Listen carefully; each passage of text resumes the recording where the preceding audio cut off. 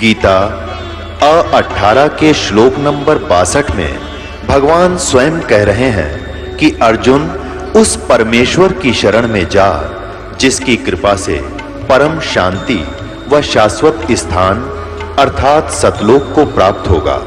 वो परमेश्वर कौन है, कहां है, कैसा है, जानने के लिए कृपया अवश्य सुनिए जगत गुरु तत्वदर्शी संत रामपाल जी महाराज के अमृत वचन।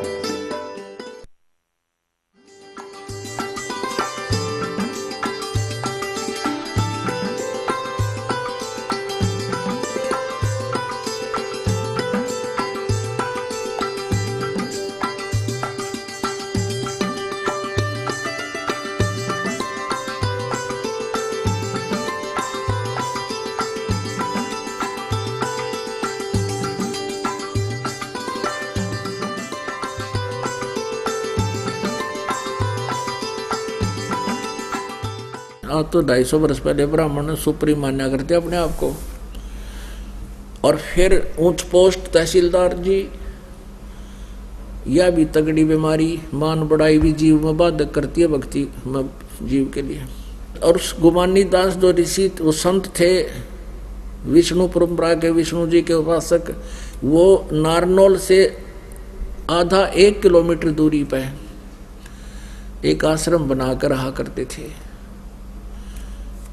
नित्यानंद जी ने उसके बारे में जानकारी प्राप्त की, ये महात्मा कहाँ रहते हैं, सारा ज्ञान प्राप्त करके, जानकारी प्राप्त करके सुबह सुबह चल पड़े उपदेश लेने के लिए घोड़े पर चढ़ गए। उधर से गोमानी दास जी अपने आश्रम से, कुटिया से, और घूमने के लिए निकल पड़ा वहां से। और उधर से नित्यानंद जी, यानी नंदलाल नाम था इनका, फिर बाद में नित्यानंद नाम रख दिया था। नंदलाल जी आ रहे हैं घोड़े पर चढ़कर उपदेश लेने के लिए, आगे से गुमानी दास जी आ रहे हैं घूमने के लिए दूर तक सैर सपट्टे को। और उन्होंने अपना मुंड मुंडा रखा था, किसी ने गुमानी दास जी ने कचकोला कढ़ा रखा था, उस तरह फिरवा रखा था। रात्रि में तो कपड़ा बांध रखा था, तो सत्संग करने आए उस समय तो फ्रेश मूड में घूम रहे थे, कपड़े उपड़े निकाल के अपना शरीर पे कपड़ा बांध कर बस घूम रहे थे। गर्मियों के दिन थे। पहले हम सोन को सोन भी गणे मान्या करते और ब्राह्मण तक गणे मान्या करते। नंदलाल जी ने सोचा कि भाई सामने से एक मनुष्य आ गया, बाल कटवा रहा, मूंड मुंडवा रहा, ये कौन है? वो पहचान सका नहीं रात्रि में, क्योंकि उसने आवाज सुन रखी थी कि आज मैं अपने जीवन का सौदा करने जा रहा हूं। अब वो इतना प्रेरित हो गया था नित्यानंद जी के वापस नहीं आऊंगा, नाम लेके आना मैंने, नहीं तो वो सोन कसोन के कारण वापस भी मुड़ जाया करते। आगे से कुसोन हो गए, अब शकुन हो गए, मुंड मुंडाया व्यक्ति दिख गया, वापस चलो नहीं। उस दिन वापस जाना नहीं समझा उसने, उचित नहीं समझा। अब घोड़े पर तो वो तहसीलदार जी और गुमानी दास जी घूमना रहे, सिर पर कपड़ा भी नहीं था। नित्यानंद जी ने उसके निकट ला कर घोड़ा और सिर में टोले मारे। नो बोले रहा मनोस कित मर गया तो सुबह सुबह। मैंने कहाँ आ गया सुबह सुबह, मैं तो एक अनमोल काम के लिए जा रहा था, तूने कहाँ दर्शन हो गए तेरे आज सुबह सुबह। अब वो नितान उस गुमानी दास महात्मा ने सोचा कि वो आदमी दिखा था जेंटलमैन, अरे इसने यू क्या करा मूर्ख ने, बता शर्मा मारे मेरा खाम का टोले। फिर उन्होंने सोचा साधु संता गेल भाई ऐसे चलता है, या अपनी करेगा हम अपनी चले, वो तो घूमने चलेगी। अब उसने वो पहुंच गया आश्रम में घोड़े समेत, वहाँ 5-4 भगत थे। आश्रम के आसपास ऐसा आदमी आता है तो सभी पहुंच जाते हैं, क्या बात जी, कैसे आए, कहाँ से आए? तो नंदलाल जी तहसीलदार जी ने कहा भाई मैं नाम लेना आया हूँ गुरु जी से, महात्मा जी से मन उपदेश लेना है। वो कहने लगे भाई बैठ जा, उतर आ जा, घूमने गए हैं, अभी नहा धो के आते, स्नान करने गए। वो बैठ गया, घोड़ा बांध दिया वृक्ष के, और वहाँ बछा रखा था मैट सा, वहाँ वो बैठ गया और सामने आसन था गुरु जी का, आसन के पास वो भी बैठ गया, 5-4 भगत बैठ गए, चर्चा चली भगवान की इतना। अब गुमानी दास जी नहा धोकर वो आसन पा बैठे। जब वो आसन पा के बैठे, जब उन्हें देखा ये आदमी तो वह जो तेरा टोले मार गया था। अब नित्यानंद जी ने भी देख लिया तो महात्मा वो है जिसका तेने टोले मारे सिर में। अब बहुत घना शर्मिंदा हो गया, नीचे गर्दन कर ली रहे, तेरा गजब हो आया था मैं इनको गुरु बनाने और देख मैंने के जुल्म कर दिया। शर्मिंदा हो गए, नीचे गर्दन कर ली, ऊपर ने देखे को नहीं। अब जान के गुमानी दास भगत जी तो शर्मा गए गणे। अब वो कहने लगे भाई बच्चों देखो, उसको कहने लगे उस तहसीलदार जी को कि भाई भगत जी आप जैसे कोई व्यक्ति गढ़ा लेने जाता है, मटका लेने जाता है, गढ़ा कुम्हार कहते हैं या बाजार में, तो उस मटके को बजा के देखा रहे वह कते कच्चा पीला हो, और आपने गुरुजी बजा के देख लिए, क्या दिक्कत है, कोई चिंता नहीं भाई। आप तो जिंदगी का सौदा करने आए थे, गुरुजी को टोले मार के देख लिया, और 1-2 टके का घड़ा लेते उसने बजा के देखा करें भाई, बेटा चिंता ना कर। चरणाम पड़ गया वो महात्मा उस नित्यानंद कि महाराज जी गलती हो गई, मेरा मन पहचाना नहीं आपको, माफ कर दो। कर दिया बेटा, माफ कर दिया, भक्ति करी। और फिर वो क्या कहते हैं, ब्राह्मण कुल में जन्म था, मैं करता बहुत मरोड़े, गुरु गुमानी दास ने दिया को बदगढ़ तोड़े। नित्यानंद जी कहा करते थे फिर कि मेरा भाई ब्राह्मण कुल में जन्म था, एक तो वह मरोड़ यानी वो महिमा घड़ी थी, और ऊपर तो तहसीलदार। ब्राह्मण कुल में जन्म था, मैं करता बहुत मरोड़, मरोड़ माने गर्व करता था, अभिमान करता था, जो इस भक्ति मार्ग में कोबद का गढ़ होता है, ये इस तरह की मैं क्रियाएं करता था। और गुरु गुमानी दास ने दिया कोबद गढ़ तोड़े। अपनात्मा जैसा भी जिस सत्र का कोई संत है, ज्ञान तो वो देता भगवान पाने का, लेकिन मंत्र उनके पास नहीं होते, इसलिए वो जीव का पूर्ण मोक्ष तो नहीं करा सके। फिर भी उनको जितना उनको ज्ञान था नित्यानंद जी को वह पढ़ाई पढ़ा दी। अब नित्यानंद जी की समय क्या कहते हैं, कहते हर सुमर सो हंस कहावे, कामी क्रोधी कागरे, भौरा न भरम में विष के बन में, चल बेगमपुर बागरे, चल बेगमपुर बागरे। बेगम जहाँ कोई गम ना हो, कोई दुख ना हो, कहते उस भौरा न भरम में विष के बन में, हे मन रूपी, हे आत्मा रूपी भंवर, भौरे तू इस संसार रूपी इस विषय वासनाओं के बन में मत घूमे, चल बेगमपुर बागरे। अब नित्यानंद जी विष्णु लोक को बेगमपुर मान रहे थे, जहां कोई दुख नहीं। लेकिन आपने श्री विष्णु जी की कहानी पढ़ ली होगी, अभी पढ़ी थी श्री देवी पुराण में, कि मैं पहले तो तप करता हूँ, घोर तप करता हूँ, और फिर राक्षसों के साथ युद्ध करता हूँ, उनको मारता हूँ, मुझे कोई चैन नहीं, मुझे कोई सुख नहीं। थोड़ा बहुत समय मिला तो लक्ष्मी के साथ सुखपूर्वक समय व्यतीत कर पाता हूँ। और ये विष्णु लोक को बेगमपुर बतावें तो यहाँ परमात्मा कहते हैं, जग सारा रोगिया रे, जिन सतगुरु वैद न जाना, जग सारा रोगिया रे। ऐसी ऐसी साधना करने वाले भी रह गए दूरे, नित्यानंद जी जैसे जिन्होंने समर्पण कर दिया, अपना नौकरी भी त्याग दी और इन महापुरुषों के शरण में चले गए, लेकिन फिर भी पूर्ण मोक्ष नहीं हुआ। क्यों नहीं हुआ? कहते हैं देखा देखी गुरु से बन गए, किया ना तत्व विचारा। देखा देखी गुरु से बन गए, किया ना तत्व विचार। गुरु से दोनों के सिर पे यू काल ठोके पंजारा, जग सारा रोगिया रे, जिन सतगुरु वैद न जाण्या जग सारा रोगिया रे। बोलो सतगुरुदेव सत साहिब।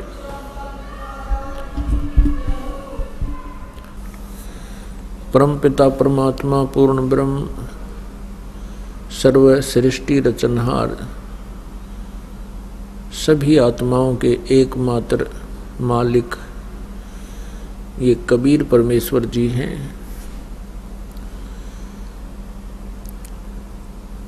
कबीर देव जी हैं। कबीर देव इनका नाम है और परम अक्षर ब्रह्म सत्य पुरुष अकाल मूर्त शब्द स्वरूपी राम सतपुरुष ये परमात्मा की उपाधि है। जैसे अपने देश के आदरणीय प्रधानमंत्री जी का शरीर का नाम अन्य होता है, प्रधानमंत्री प्राइम मिनिस्टर ये इनके पद के नाम है, ये पद होता है इनका। इसी प्रकार पूर्ण परमात्मा का वास्तविक नाम कबीर देव है, जिसको हम कबीर साहब कहने लगे। वेदों में उसे कबीर देव कहा है, हम अपनी भाषा के अंदर उसको कबीर देव कबीर साहब कहने लगे। साहब माने देव, परमात्मा, राम, अल्लाह। और कुरान शरीफ में उसको अल्लाहु अकबर, अल्लाह कबीर, कबीर अल्लाह ऐसे जाना गया है। हम परमात्मा को ना पहचान कर हम क्या करते रहे, कोई कहे हमारा राम बड़ा है, कोई कहे खुदाई रे, कोई कहे हमारा राम बड़ा है, कोई कहे खुदाई रे, कोई कहे ईसा मसीह बड़ा है। ये बाटा रहे लगाई रे, कोई कहे ईसा मसीह बड़ा है। ये सब बाटा रहे लगाई रे, कोई कहे हमारा राम बड़ा है। बिना ज्ञान के कोई किसी को बड़ा मानता है, कोई किसी को बड़ा मानता है। जो भी जिस देव इष्ट पितर आदि को पूज रहा है वो उसको सुप्रीम मान रहा है। ये तो आपका मत है, आपकी सोच है, लेकिन अध्यात्म ज्ञान, तत्व ज्ञान क्या बताता है, उसके अंदर वो अंतिम निर्णय होता है। जैसे किसी अपराध के ऊपर कोई कहता है कि इस पे ये धारा लगेगी, कोई कहता है इस पे 406 लगेगी, कोई कहता है 506 लगेगी, कोई कहे से, तो उसका निर्णय संविधानबद्ध करेगा। संविधान में जो भी वर्णित होगा वो फाइनल होता है। इसी प्रकार परमात्मा का विधान तत्व ज्ञान है, सूक्ष्म वेद है। अब अपने पवित्र सदग्रंथ हैं, उन सदग्रंथों में जो प्रमाण है वही परमात्मा का अंतिम जो ज्ञान है, वही हमें फाइनल होना चाहिए। तो पुण्यात्माओं, गीता जी अध्याय नंबर 16 के श्लोक नंबर 23-24 में यही प्रमाण दिया है कि शास्त्र विधि को त्याग कर जो मनमाना आचरण करते हैं, अर्थात मनमानी पूजाएं करते हैं, जो सदग्रंथों में वर्णित नहीं है, उनके करने से, उन नामों के जाप करने से, उन क्रियाओं के करने से न तो सुख होता है, न सिद्धि प्राप्त होती है और न ही गति होती है। और इन तीन चीजों के लिए ही हम परमात्मा की उपासना, साधना, भक्ति करते हैं। इसलिए 16वें अध्याय के 24वें श्लोक में तुरंत कहा है कि इससे तेरे लिए अर्जुन कर्तव्य और अकर्तव्य की व्यवस्था में कौन सी साधना भक्ति करनी चाहिए, कौन सी ना करनी चाहिए, सदग्रंथ ही प्रमाण है। सदग्रंथों में जो लिखा वही मानना चाहिए। किसी के लोक वेद पर आश्रित नहीं होना चाहिए, किसी की द्वंद कथाओं को नहीं मानना चाहिए। तो पुण्यात्माओं, जब तक हमें तत्व ज्ञान नहीं था, हम सभी शास्त्र विधि त्याग कर मनमान आचरण कर रहे थे। तो परमेश्वर ने स्वयं आकर के वो ज्ञान दिया है। परमात्मा पूर्ण ब्रह्म कबीर साहब हैं, ये सारी सृष्टि के रचनहार हैं, कुल मालिक हैं। ये परमात्मा प्रत्येक युग में आते हैं और इनके आने की, सतलोक से चलकर यहाँ प्रकट होने की 3 प्रकार की क्रियाएं हैं। 3 प्रकार से वो परमात्मा लीलाएं करता है यहाँ आकर के। एक तो एक रूप में तो परमात्मा अपने सतलोक में रहता है। परमात्मा पूरे विश्व के कंट्रोल के लिए, पूरे असंख्य ब्रह्मांडों के संभाल के लिए वो 3 स्थिति में क्रिया करता है। एक तो वो सतलोक में रहते हैं, उनका सतलोक के अंदर जो शरीर है उसके एक रोमकूप, जो हमारी ये बाल का छिद्र होता है शरीर पे, इसको रोमकूप कहते हैं। एक रोमकूप की रोशनी करोड़ सूर्य करोड़ चंद्रमा मिला दे, उससे भी अधिक तेजोमय है सतलोक के अंदर। तो पुण्यात्माओं, जो सत्य पुरुष को निराकार बताते हैं वहाँ प्रकाश ही प्रकाश है, और परमात्मा को निराकार बताते हैं। उन्होंने ना भगवान को जाना, ना पहचाना, ना उनको आध्यात्मिक ज्ञान, वो आपको बहका रहे हैं। और दूसरी स्थिति में वो परमात्मा प्रत्येक युग में शिशु रूप धारण करके आते हैं और एक लीला करते हैं। नवजात शिशु का रूप धारण करके कमल के फूल पर ही वे विराजमान होते हैं, क्योंकि कमल का फूल बहुत कोमल होता है और उसके ऊपर न कोई जल टिका होता है और न ही उसके ऊपर कोई धूल का कण होता है, और वहाँ से कोई निसंतान दंपति उन्हें उठा ले जाते हैं, जो पिछले संस्कारी ही हुआ करते हैं अधिकतर। फिर परमात्मा धीरे धीरे बड़े होते हैं लीला में, शरीर में, फिर अपने अध्यात्म ज्ञान का प्रचार करते हैं। एक जीवन मनुष्य की सदृश वो लीला करते हुए व्यवहार में लाते हैं और एक जन साधारण जैसे कर्म क्रियाएं करते हैं, अपने हाथों से कार्य करते हैं, निर्वाह करते हैं और साथ में तत्व ज्ञान का प्रचार भी करते हैं, और उसके साथ साथ असंख्य ब्रह्मांडों का संचालन भी वही करते हैं।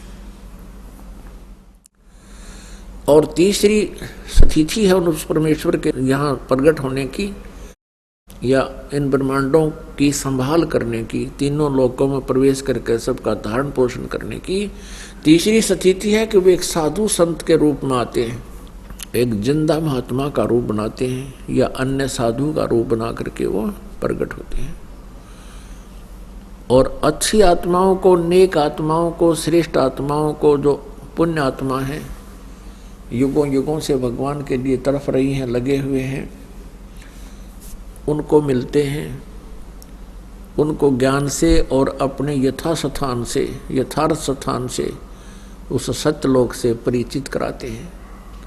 उसके पश्चात वो महात्मा, वो महान आत्मा परमेश्वर की महिमा आँखों देखी हुई अपने अमृतवाणी के अंदर वर्णित करते हैं।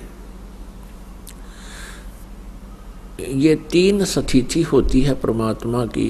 3 स्थिति में परमात्मा शरीर धारण करता है। 3 स्थिति में शरीर है परमात्मा का। ऋग्वेद मंडल नंबर 9 सूक्त नंबर 1 और मंत्र नंबर 8 और 9 में ये स्पष्ट किया है कि वो परमात्मा, उस परमात्मा को उग्र गतियां प्रेरित करती हैं, यानी ऐसी स्थिति आ जाती है पृथ्वी मंडल पर, उस समय परमात्मा, धर्म का नाश हो रहा है, अधर्म का बढ़ावा हो रहा है, उस अधर्म का नाश करने के लिए और धर्म का बढ़ावा करने के लिए परमात्मा आते हैं। जैसे आपने गीता जी में पढ़ा है कि यदा यदा ही धर्मस्य ग्लानिर्भवति भारत है। ये गीता ज्ञान दाता कहता है कि जब धर्म में ग्लानि हो जाती है, अधर्मी लोग हो जाते हैं, तब गीता ज्ञान दाता कहता है कि मैं अपने अंश अवतार भेजता हूं, जैसे श्री राम श्री कृष्ण रूप में। तो इनका तरीका है जैसे परशुराम जी के रूप में और कपिल मुनि जी के रूप में। अब इस काल भगवान का तरीका है धर्म की पुनर्स्थापना का। कैसे? जैसे परशुराम जी ने अक्षत्रियों को काट डाला था, अपने फरसे मार दिया था सबको। कारण क्या था कि वो इतने निकम्मे हो गए थे, निर्लज्ज हो गए थे, प्रजा का ठीक से देख रेख नहीं करते थे और न्याय नहीं देते थे। ऐसे ही जैसे महाभारत का युद्ध हुआ, उस समय भी लोग बहुत कृतघ्नी हो गए थे, तो उसमें वो जनता अप कटका मर गई। तीसरा ये है कि जैसे यादव बहुत अभिमानी हो गए थे, श्री कृष्ण जी का संग पाक है, वो फिर आपस में लड़ मरे थे दुर्वासा जी के श्राप से। तो ये इस तरह पुनर्स्थापना करते हैं धर्म की, क्योंकि निकम्मी आत्मा लड़के मर जाते हैं, ठीक आत्मा बच जाती है, वो फिर आप धार्मिक हो जाती हैं, बहुत सी आपदाएं आ जाती हैं। और परमेश्वर कबीर जी का जो तरीका है, परमेश्वर पूर्ण ब्रह्म का तरीका है धर्म की पुनः स्थापना करने का, कि वो ज्ञान से, अपने आशीर्वाद से और आध्यात्मिक ज्ञान से हम सबकी सोच बदलते हैं। सतगुरु मिले तो इच्छा मेटे, पद मिल पदे समाना, चल हंसा उस लोक पठाऊं जो आदि अमर अस्थाना। यहां जो मारो मार हो रही है वो किस आधार से हो रही है? माया के लिए। इस माया के जोड़ने के लिए इंसान ना इज्जत देखता है, ना बेइज्जती देखता है, ना अपना देखता है, ना पराया देखता है, वो केवल माया ही माया देखता है। और इस माया का अंत क्या होता है? परमात्मा बताते हैं, ज्ञान से आधार बनाकर हमें समझाते हैं कि जिस माया के पीछे तुम अंधे हो चुके हो, ना भाई देख रहे हो, ना बहन देख रहे हो, ना माता पिता की तरफ तुम्हारी श्रद्धा रही है, तुम्हें केवल माया दिखाई देती है। उसके लिए परमात्मा बताते हैं, भक्ति बिना क्या होत है, भरम रहा संसार, रति कंचन पाया नहीं, रावण चलती बार। भक्ति के बिना, परमात्मा की साधना के बिना आपको कुछ भी नहीं मिलेगा। कहते हैं, सर्व सोने की लंका थी वह रावण से रणधीरम, एक पलक में राज बिराजी जम के पड़े जजीरम। रावण के पास इतना धन था कि पूरी सोने की लंका यानी अपनी नगरी बना रखी थी, और जब रावण का अंत हुआ, संसार छोड़कर जाने लगा, कहते हैं 1 ग्राम सोना स्वर्ण भी साथ नहीं ले जा सका। तो परमात्मा का जो समाज के उद्धार करने का जो तरीका है कबीर भगवान का, वो आध्यात्मिक ज्ञान के माध्यम से होता है। उस आध्यात्मिक यानी तत्व ज्ञान को, सूक्ष्म वेद को यहाँ हमारे तक पहुँचाने के लिए, हमारे हृदय में जमाने के लिए, और फिर उस तत्व ज्ञान से क्या क्या लाभ होता है मानव को, वो प्रमाणित करने के लिए परमात्मा एक पूरा जीवन इस पृथ्वी लोक के ऊपर जनसाधारण की तरह व्यतीत करते हैं। परमेश्वर कबीर देव जी सह शरीर आते हैं, सह शरीर जाते हैं। परमेश्वर की महिमा के अंदर वेदों में लिखा है कि वो परमात्मा अपनी महिमा की वाणी, अपनी जानकारी देने के लिए कविताओं के माध्यम से, लोकोक्तियों के माध्यम से वो ज्ञान प्रचार करते हैं, जिस कारण से वो कवि कहलाते हैं। एक प्रसिद्ध कवि की भूमिका करने से वो कवि भी कहलाते हैं, प्रसिद्ध कवियों में से एक होते हैं। लेकिन वो होते हैं भगवान। पुण्यात्मा कवि तो और भी बहुत हैं। उन कवियों ने भी अपनी अनुभव की वाणी लिखी है। परमात्मा कबीर देव जी ने भी वाणी लिखी है, जिनको हम कवि कहा करते थे। और वैसे परमात्मा का नाम ही कबीर देव है, कबीर साहब है। यानी जो अपनी महिमा की वाणी को कविताओं, दोहों, लोकोक्तियों के माध्यम से ही बोलकर सुनाते हैं, जिस कारण से वो कबीर देव, वो नाम उनका कबीर देव फाइनल है। अब परमात्मा की पहचान हमने करनी पड़ेगी। जैसे कवियों में से भी भगवान को सिलेक्ट करना पड़ेगा। कैसे? जैसे परमात्मा का जो विधान है वो काल वाले कवियों जैसा नहीं है और काल जैसे वाले भगवानों जैसा नहीं है। अब जैसे एक रहीम जी कवि हुए हैं। रहीम जी ने कहा है कि खीरा सिर से काटकर मलिए नमक लगाए, रहीमन कड़वे मुखन को चाहत यही सजाए। अब रहीमन जी का उद्देश्य है कहने का कि यदि कोई कड़वे वचन बोलता है, जैसे खीरा कड़वा होता है, उसको एक सिरे से काटकर और फिर उसको ऐसे नमक लगाकर मसलते हैं तो उसका कड़वापन ठीक हो जाता है, निकल जाता है, मीठा बन जाता है। कहने का भाव ये है, यदि कोई कटु वचन बोलता है, बकवाद करता है, गाली देता है, तो उसका बक्कल तार दो, उसने कूट छेद दो, अच्छी तरह संवार दो, तो वो सीधा हो जाएगा। ये तो तरीका है काल के कवियों का और काल के भगवानों का। श्री राम, श्री कृष्ण, श्री परशुराम जी जो काल ब्रह्म के द्वारा भेजे गए अवतार थे। और परमात्मा कबीर जी क्या कहते हैं? आवत गाली एक है, उल्टा होवे अनेक, कह कबीर ना उलटियो वार है एक की एक। गाली ही से उपजय कलह कष्ट और मीच, आर चले सो साधु है भाई लाग मरे सो नीच। अब देखो कितना अंतर है। परमात्मा कहते हैं जो तो कु काटा बोवे है ताको बो तू फूल, तो हे फूल के फूल हैं वा को मिले तरशूल। तो हमने परमात्मा को पहचानना है और उस परमात्मा के बताए प्रत्येक नियम का पालन करते हुए हम अपना कल्याण करा पाएंगे। नहीं तो ये बात बनाते अपने अपने सिद्धांत थ्योरी बना बना के असंग युग हो गए हमने, यहाँ धक्के खाते ने, भटकता ने। यह समाधान कभी नहीं हो सकता। जैसे श्री रामचंद्र जी ने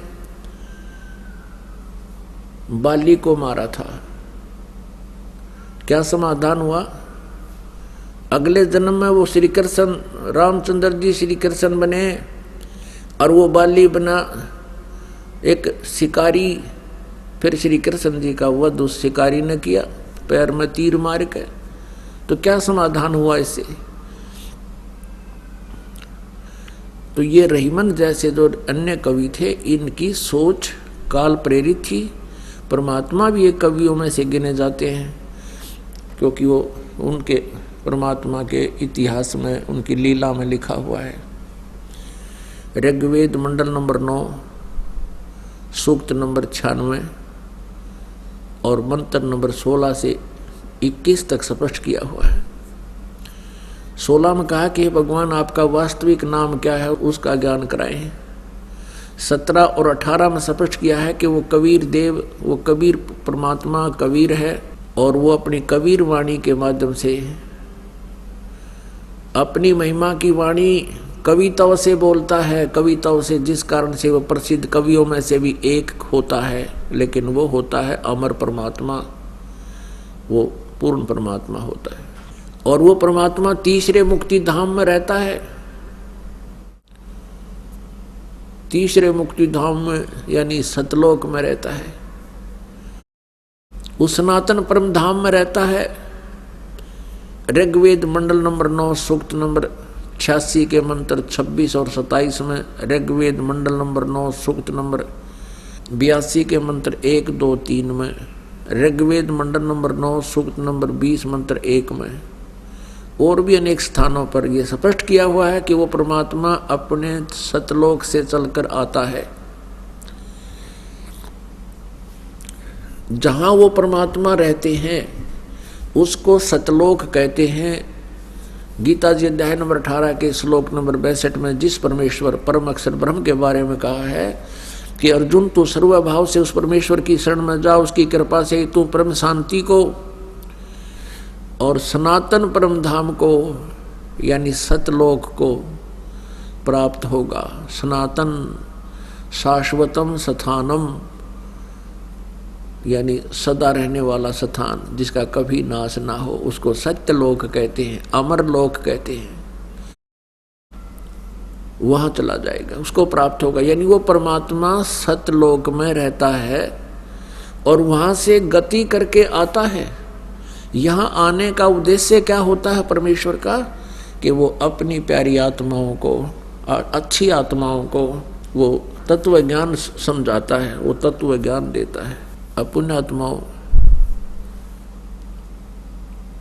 वही परमात्मा अपनी लीला करने के लिए सन 1398 में विक्रमी संवत 1455 ज्येष्ठ सुदी पूर्णमासी यानी जेठ उत्तर की पणवासी या देसी लैंग्वेज में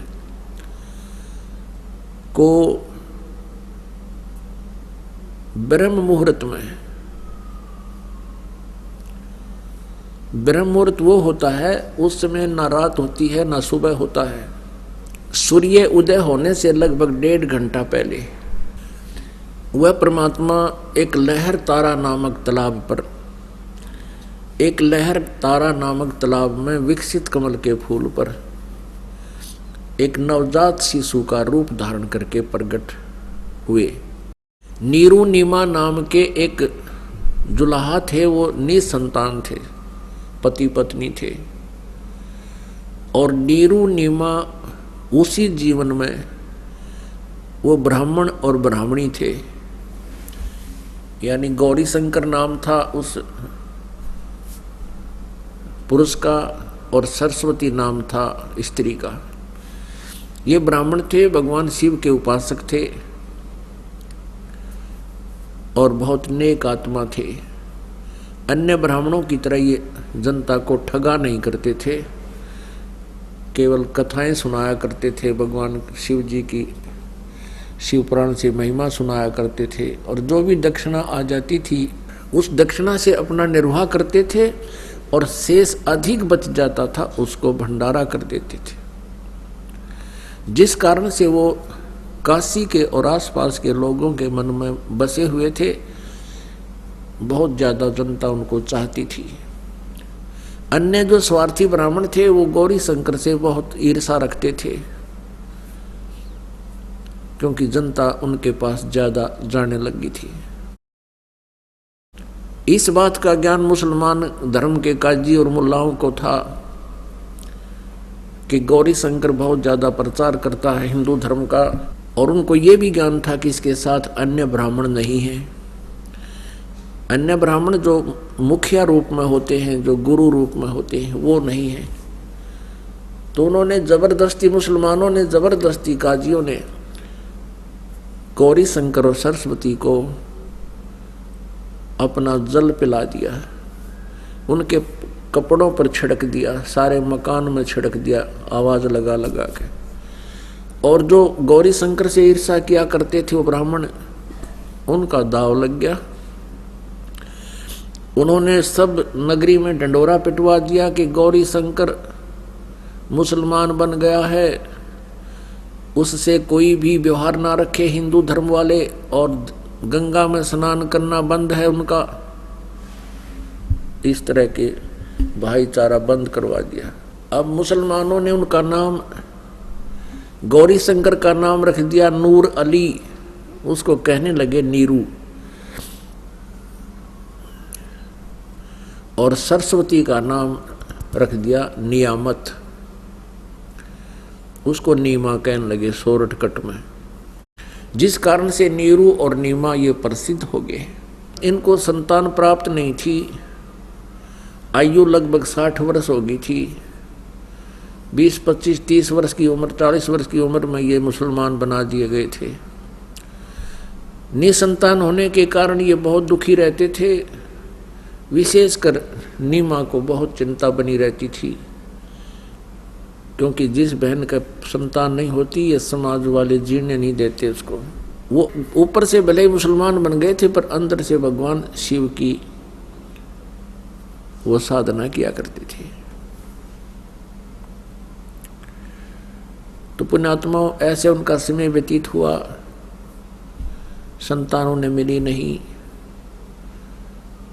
गंगा में स्नान करना उनका बंद कर दिया था हिंदुओं ने, तो उन्होंने उसका विकल्प ढूंढा कि गंगा का जल लहरों के द्वारा पटड़ी पर से उछलकर वर्षा के दिनों में, चौमासे के दिनों में, और ऊपर के उछलकर एक बहुत बड़े झील को एक सरोवर का रूप दे देता था।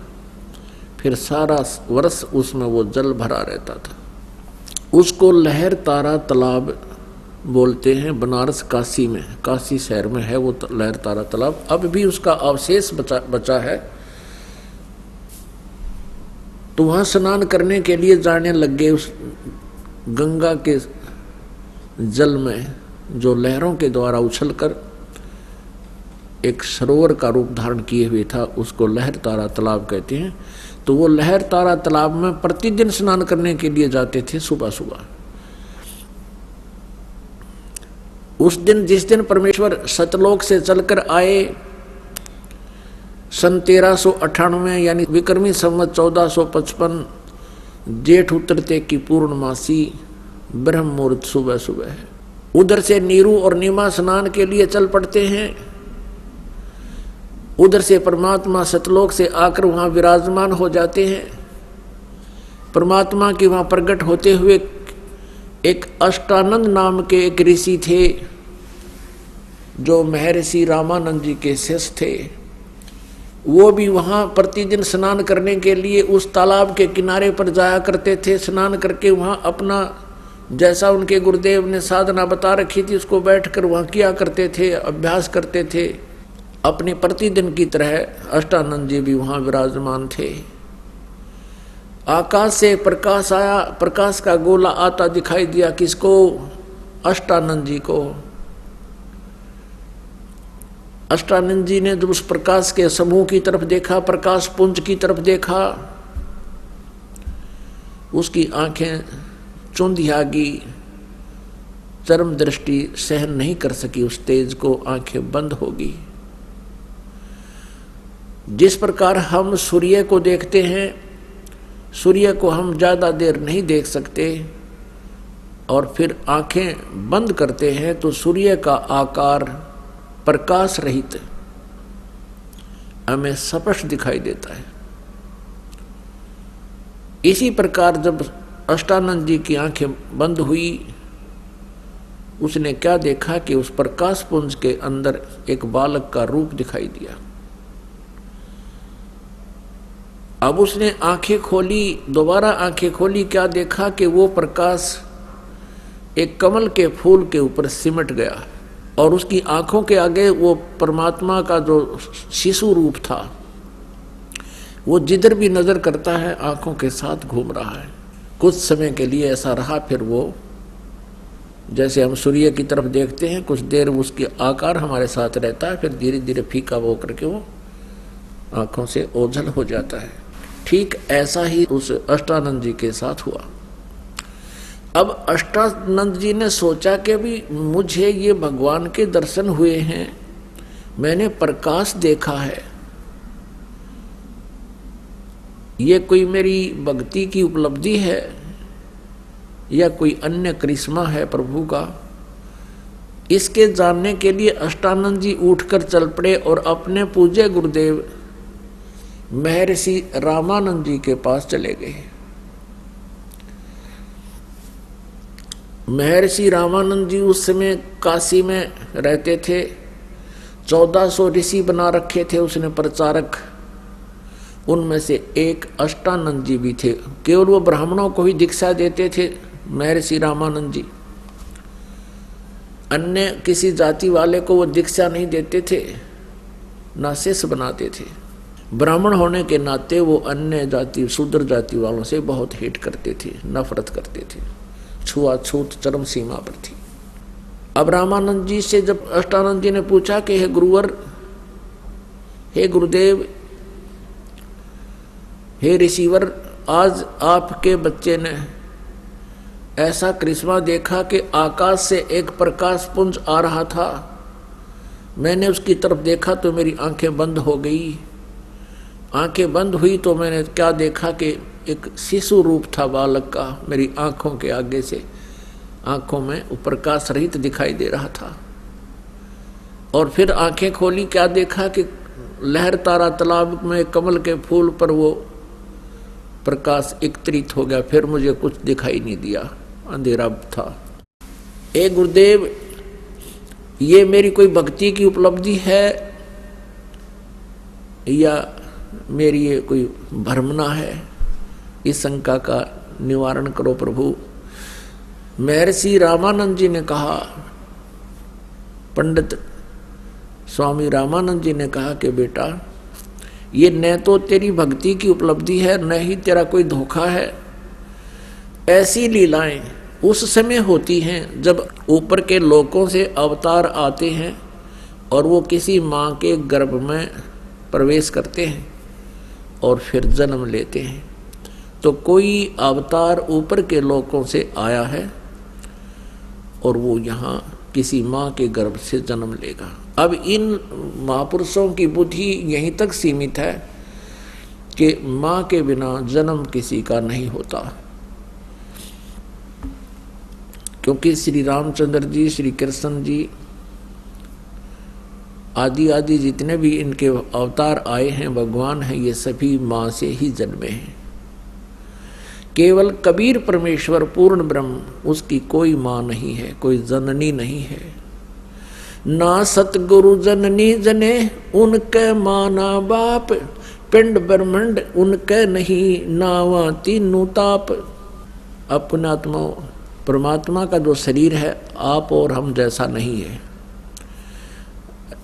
यजुर्वेद अध्याय नंबर 40 के मंत्र 8 में उसमें यही प्रमाण दिया है कि सप्रियागात, परि माने पूर्ण रूप से, अगात माने जिसका कोई पंच भौतिक शरीर नहीं है, अप्रियागात। और वो कैसा है? कबीर मनीषी शुक्रम अकायम असनाविरम। कबीर मनीषी, वो कबीर परमेश्वर, मनीषी एक तत्वदर्शी संत के रूप में प्रकट जब होता है, वो शुक्रम अकायम। अब उनका शरीर माता पिता के संयोग से, बीज शक्ति से बना हुआ काया नहीं होती, और नाड़ी आदि के जोड़ जुगाड़ से वो नहीं बनता, असनाविरम है। कुछ वेदों के अनुवाद करता यही विचलित हो जाते हैं, केवल एक अक्षर को पढ़कर अकायम असनाविरम, अकायम शब्द को पढ़कर वो समझ लेते हैं, मान लेते हैं कि परमात्मा काया रहित है, लेकिन आगे ये नहीं पढ़ते कि असनाविरम क्यों लिखा। असनाविरम और शुक्रम उस परमात्मा का शरीर शुक्र से बना हुआ नहीं है और बनी हुई काया नहीं है, वो उसमें नाड़ी आदि नहीं होती। फिर आगे इसी मंत्र में लिखा वो स्वयं भू परिभू, वो स्वयं प्रकट होता है। फिर स्वयं भू की क्या आवश्यकता थी, जो इसी से हम निर्णय ले लेते हैं कि परमात्मा काया रहित है, निराकार है। परिभू का अर्थ होता है सबसे पहला परमेश्वर, परिभू जो प्रथम प्रकट, और स्वयंभू का अर्थ होता है जिसके कोई जनक ना हो, वो केवल कबीर देव है, कबीर साहब है। अब रामानंद जी को इतना ही ज्ञान था, जैसा भी ज्ञान था अपने शेष का समाधान कर दिया। अष्टानंद संतुष्ट हुए। अब क्या होता है, उधर से नीरू और नीमा स्नान करने के लिए लहर तारा तालाब की तरफ प्रस्थान कर देते हैं। अब किसी ने कोई रात के समय या शाम के समय नीमा को कोई कह दिया होगा कि एक जातक तो चाहिए था, भगवान ने एक पुत्र तो देना ही चाहिए था, एक पुत्री, एक संतान तो चाहिए थी, आपकी तो उम्र भी घनी होगी। सुनी नहीं परमात्मा ने। अब वो सारी रात नहीं सोई, करवटें बदलती रही, एक भगवान मेरे को संतान नहीं मिली। अब पुण्यात्माओं, इस काल ने इतनी प्रबल प्रेरणा कर रखी हमारे अंदर कि जब संतान उत्पत्ति ना होए तो वो व्यक्ति अपना जीवन व्यर्थ मानता है, क्योंकि काल चाहता है कि सब संतान उत्पत्ति करें और मेरा भोजन तैयार करें। इतनी प्रबल प्रेरणा या किसी न किसी के माध्यम से इंजेक्शन लगवाता रहता है, तो जिस कारण से जिसके संतान नहीं होती, कुछ दिनों के बाद उसको कोई ना कोई आकर टोक देता है, वो फिर तड़फ उठते हैं। यही स्थिति होगी थी नीमा की। उस दिन सुबह उठकर रोती हुई चल रही है। नीरू ने पूछा, क्यों रो रही हो आप? नीमा ने कहा, हे भगवान। नीमा रो रही है और कह रही है, विलाप कर रही है अपने भगवान शिव जी के सामने कि हे भगवान, हे शिव जी भगवान, क्या आपके घर में पुत्रों की कमी होगी? आप तो समर्थ हो, आप जो चाहे सो कर सकते हो। मुझ दासी को भी एक खिलौना दे दे प्रभु, मेरा टाइम पास हो जाए, दुनिया का मुंह बंद हो जावे। ऐसे बहुत बुरी तरह विलाप करने लगी। अब नीरू ने कहा, नीमा, यदि हमारे भाग्य में होती तो भगवान दे देते, शिव जी अवश्य प्रदान कर देते। अब उम्र क्या रह गई है, 60-65 साल की उम्र हमारी हो गई है। अब भी तो पुत्र और संतान की अभिलाषा रखती है। देखो, संतान हमारी किस्मत में है नहीं, और आप रो रो के अपनी आंखें खराब कर लोगी। बुढ़ापे में कोई उंगली पकड़ने वाला है नहीं, आंखें तेरी चली जाएंगी और दुखी हो जाएगी, तू ना रो। ऐसे समझा बुझा के उसको चुप कराने का प्रयत्न उसका पति नीरू कर रहा है। ऐसे चलते चलते वो लहर तारा तालाब पर पहुंच गए, जहां परमात्मा शिशु रूप में विराजमान थे कमल के फूल पर। अब पहले नीमा ने स्नान किया, नीरू बाहर खड़ा रहा। नीमा स्नान करके बाहर आई, फिर नीरू स्नान करने के लिए उस लहर तारा तालाब में प्रवेश कर गया। अब सुबह सुबह का जो समय होता है, ब्रह्म मुहूर्त जिसको कहते हैं, वो 1.5 घंटा होता है सूर्योदय होने से पूर्व, और उस समय एकदम अंधेरा बहुत होता है और शीघ्र ही रोशनी होनी प्रारंभ हो जाती है, एकदम ऐसी स्थिति होती है। अब देखना कभी ध्यान से। अब नीमा जिस कपड़े को लपेट कर स्नान किया था नीमा ने, उसको धोने के लिए वो पुनः किनारे पर गई, और नीरू नहा रहा था, ऐसे मलमल के पानी डाल रहा था, मसल रहा था। अच्छा, सुंडी जितने पानी में खड़ा था, नाभि जितने पानी में। अब नीमा ने क्या देखा कि कमल के फूल पर कोई वस्तु हिल रही है, जैसे कोई सांप हो, सर्प हो। परमात्मा ने एक अंगूठा मुख में दे रखा था, एक पैर को हिला रहे थे नवजात शिशु के रूप में, ऐसे। अब नीमा ने सोचा, हे भगवान, कहीं कोई सर्प ना हो, मेरे पति को डस ले। उसने और गौर से देखा, ध्यान से देखा। क्या देखा कि बच्चा है, कमल के फूल पर बालक है। अपने पति से कहने लगी कि देखियो जी, कमल के फूल पर बालक है, फूल पर बालक है। अब नीरू ने सोचा, या तो मेंटल होली, इसको अब जल में भी बालक दिखाई देने लगे। और कहता है, भगवान, इसको सद्बुद्धि दो, ये भूल पड़े इसके बच्चों की। तो वो कहती है, जी मेरी बात सुनो, देखो बच्चा, देखो बच्चा। वो कहने लगा, नीमा तू पागल होएगी, अब तुझे जल में भी बालक दिखाई देने लग गए। अब नीमा कहने लगे, जी मैं सच कहती हूँ, देखो देखो। अब उसने और कसक के साथ कहा, जिधर हाथ का संकेत कर रही थी, नीरू ने देखा सचमुच उससे 10 फुट दूरी पर, 20 फुट की दूरी पर कमल के फूल पर बालक विराजमान।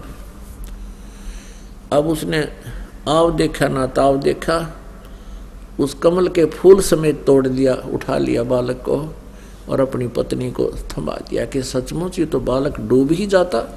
अपने आत्माओं, जिस परमात्मा की चाह, जिस परमात्मा की खोज में पुण्यात्माओं ने राज त्याग दिए, राजाओं ने राज त्याग दिया और हजारों वर्षों तक साधनाएं की, जंगल जंगल में, वन वन में भटकते रहे। कोई तप करता है, कोई जप करता है उसको पाने के लिए। क्यों? क्योंकि वो परमात्मा सर्व सुखदाई है, सर्व कष्ट हरण है, वो पूर्ण मोक्षदायक है। उस परमात्मा के साथ हम बहुत सुखी रहेंगे। परमात्मा का आशीर्वाद हमें मिल जाए तो हम सदा सुखी रहेंगे, उनके पास रहेंगे, सतलोक चले जाएंगे। अब वो परमात्मा जिस पुण्यात्मा की गोदी में हो और जिसने सीने से लगा रखा हो उस भगवान को, अब उसको कितना आनंद होगा। अब जैसे बर्फ का स्वभाव है, कितनी गर्म हो, जल गया हो हाथ किसी का, पैर, और बर्फ रख दे तो एकदम शांत कर देती है, उसका जलन भी नहीं रहती, छोड़ती। तो ऐसे इस संसार में हम अपने कर्मों रूपी अग्नि में हमेशा जलते रहते हैं, कोई ना कोई समस्या मन में उत्पन्न रहती है। और जब परमात्मा वो रूपी बर्फ हमारे साथ होती है तो उस समय हमें सब चिंताएं दूर हो जाती हैं हमारे से, हम किसी भी प्रकार की टेंशन में नहीं रहते हैं। अब नीमा को तो वो आनंद आ रहा, कभी बालक प्राप्त करके सौ शुक्र मना रही है अपने भगवान शिव जी के कि हे भगवान, आज ही आपको तरफ से याद किया था, भगवान शंकर भगवान, आपने मेरी सुन ली, आप तो बड़े दयालु हो, बड़े दीन दयाल हो। अपने आत्मा हमारे साथ नो बन रही थी बूढ़ी, हमारे सारे दुख दूर तक रहा था परमात्मा कबीर जी, पूर्ण परम अक्षर ब्रह्म। और हम क्रेडिट दिया करते उस इष्ट ने जिस नाम पूजा करते, जैसे ये दास पहले बाबा श्याम जी ने पूजा करता, और घर में संतान हुई, नौकरी लागी, पास होया करते, दादा श्याम जी को क्रेडिट दिया करते। उस श्याम जी ने आप ना बेरा तू के था, के सांग था, उसके आप पैसे थी बुरी। तो ऐसे हम श्री कृष्ण को, कभी श्री रामचंद्र जी को, भगवान विष्णु को सौ शुक्र बनाया करते, आपने हमारा इतना दुख दूर कर दिया, संतान दे दी, नौकरी दे दी। अब इन भगवानों के इतिहास से पता चला ये तो कुछ भी ना दे सकते हमें, ये तो as it is work done दे सकते हैं, जैसा जिसका पुण्य है उतना ही दे सकते हैं, जैसा पिछला संस्कार है। प्रारब्ध में ज्यों का त्यों ही मिलता रहेगा, ये कुछ परिवर्तन नहीं कर सकते। मासा घटे ना तिल बधे, विद ना लिखे जो लेख, सच्चा सतगुरु मेट कर ऊपर मारे मेघ। तो कबीर परमात्मा ही, जैसे गीता जी अध्याय नंबर 15 के श्लोक 16 और 17 में 3 पुरुष बताए। पुरुष माने प्रभु, ब्रह्म कहो, प्रभु को, राम कहो। एक सरपुरुष, सरपुरुष तो ये ब्रह्म है, ब्रह्मा विष्णु महेश का पिता। और अक्षर पुरुष है ये 7 संघ ब्रह्मांड का स्वामी। और सरपुरुष है केवल 21 ब्रह्मांड का स्वामी, प्रभु राम। और 17वें श्लोक में लिखा है कि उत्तम पुरुष तु अन्य परमात्मा इति उदाहरते, यह लोग तरमावी से विभरती अवैश्वर है। 17वें श्लोक में निर्णय दे दिया कि उत्तम पुरुष यानी श्रेष्ठ परमात्मा प्रभु, पुरुष माने प्रभु, तो कोई और ही है इन दोनों से, सरपुरुष और अक्षर पुरुष से, जो 16वें श्लोक में वर्णित है। और वही वास्तव में परमात्मा कहता है, और वही तीनों लोकों में प्रवेश करके सबका धारण पोषण करता है, यानी कि सबकी मनो इच्छा वही पूर्ण करता है और कोई कर ही नहीं सकता। अब निम्मा गुणगारी शंकर भगवान के और गोदी में ठारी उस परम अक्षर भगवान ने देख के बन रही हमारे साथ, और के बन रही हमारे भगवान के साथ। कहते हैं जगत का पेखना पेख्या, धनी का नाम न लेखा। जगत का पेखना पेख्या, धनी का नाम न लेखा। इब हम अन्य को महत्व देते हैं और धनी का नाम ना लेखा, जो सब कुछ कर रहा है, सब दुख दूर कर रहा है, सब सर्व सुखदायी है और हमारे लिए भटक रहा है। कहाँ सतलोक न छोड़ कर जोड़ मांग लौट के भगवान अपनी प्यारी आत्माओं के लिए। जो हमारे लिए तड़फ रहा है, भटक रहा है, उसको तो हम भगवान नहीं मान रहे। और जो हमने मार रहा है, जन्म दे रहा है, हमारे सब को नष्ट कर देता है, ऐसे गंदे लोक में छोड़ रखे हमारे को यहाँ इस पृथ्वी पे। कहीं भूकंप आ जाते हैं, कभी महामारी आ जाती है, किधर साइक्लोन आ जाते हैं, हाहाकार मची रहती है, और हम इसको भगवान मान रहे हैं। हमें भगवान की परिभाषा का ही पता नहीं है, इसलिए हम इसको भगवान मानने बैठे इनको। अब नीमा की स्थिति से हम अच्छी तरह परिचित हो जाएं, आंखों से आंसू नहीं छूटे। हे भगवान, कितनी पुण्यात्मा होगी वो जिसके सीने से भगवान लगे हुए हैं और वो लाड कर रही है अपने बच्चे के रूप में। कभी उनका मुख चूम रही है, कभी माथे को चूम रही है, कभी सौ शुक्र मना रही है शंकर भगवान की।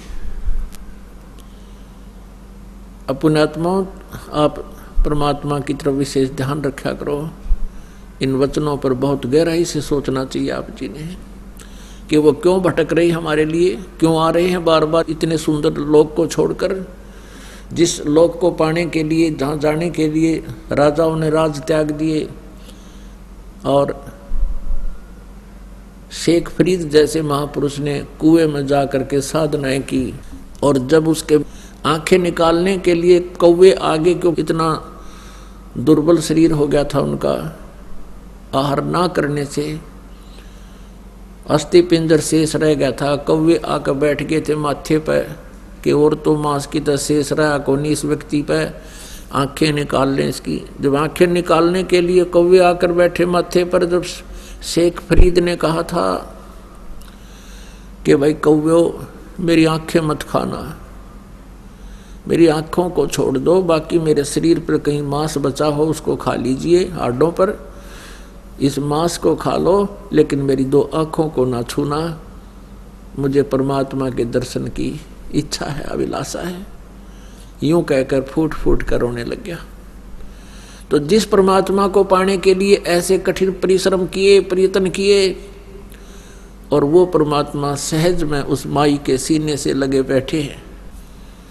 अब कुछ देर के बाद नीरू स्नान करके बाहर आता है और वो क्या देखता है कि नीमा तो पागलों की तरह इस बच्चे को कभी सीने से लगा रही है, कभी माथे को चूम रही है, कभी सिर पे बैठा रही है और कभी आसमान की तरफ झांक रही है। अब नीरू ने सोचा कि पहले तो हम हिंदू से मुसलमान बना दिए, हमारा कोई ना हिंदुओं में साथी और ना मुसलमानों से इस विशेष हमारा कोई लगाव रहा, अब इतना उनके साथ संपर्क नहीं बन पा रहा। और इस बालक को हम घर ले जाएंगे तो सभी पूछेंगे तुम कहाँ से लाए हो,